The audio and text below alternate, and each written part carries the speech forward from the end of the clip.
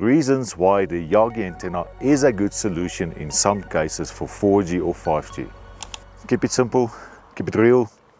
There is a good reason why Yagis can be used over other antennas as well. Now, a fundamental thing of a Yagi antenna, first of all, as I mentioned before in many recent videos, I do love them a lot. So it has a single resonator in the middle, so it's one antenna with one purpose, only one single frequency. Then you add directors at the back to basically force what is an omni antenna, looks everywhere, to push it forward, and then on the opposite side you put directors, so that it's almost like a push-pull. You push or reflect all the signal in one direction, and on the other side you also pull it in the same direction. The harder you pull, the longer the antenna, the more gain you will get in that direction. Now this is a technique to ensure that you can get more gain than with any other fundamental basic antenna. Not talking about dish or parabolas here.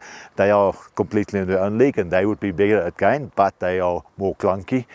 In this case I'm talking about comparing LPDAs, which is an antenna that looks like a fishbone, but it has gradual elements smaller and smaller, comparing it to potentially a panel antenna such as an XPOL 2, and then in the same category I would put a Yagi antenna as an option.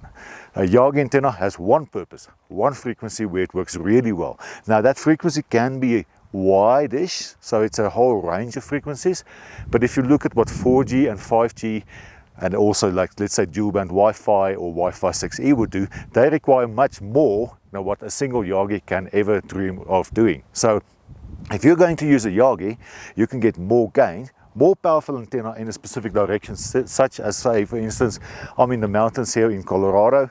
If you want the best gain you can get for your setup, and you know I'm only ever going to get one specific frequency for my network operator, in that case, don't think about future-proofing anything. Go hard on the one that you know is going to work, such as going down the line. If you know, well, I'm only going to get, for instance, 700 megahertz or 800 megahertz here where I am.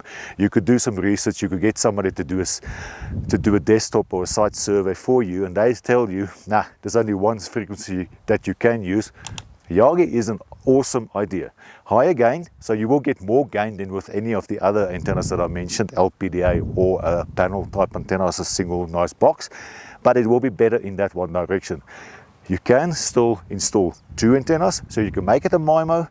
If you have a single antenna, you can use it on a repeater such as a Selfie Go. If you use two antennas, you can put it on an RUT360. You can match it up with your Nighthawk M6. If you go to our website, you can add cables and the tails or adapters that is needed for your specific modem as well. But the Yagi, the benefit is higher gain. The negative is one frequency only. So that's why I still prefer the LPDA over the Yagi when we talk to customers, because I can't always specifically tell a customer what's the best solution. So if somebody asks me in general what is the best antenna, Yagi or LPDA, the rule of thumb answer would be go for LPDA unless you know you want a single antenna, a single frequency, a specific frequency. Then definitely consider a Yagi antenna for hard to reach places.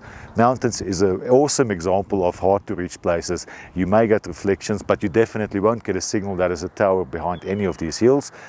Physically, I'm here and I'm stuck. There's absolutely no internet.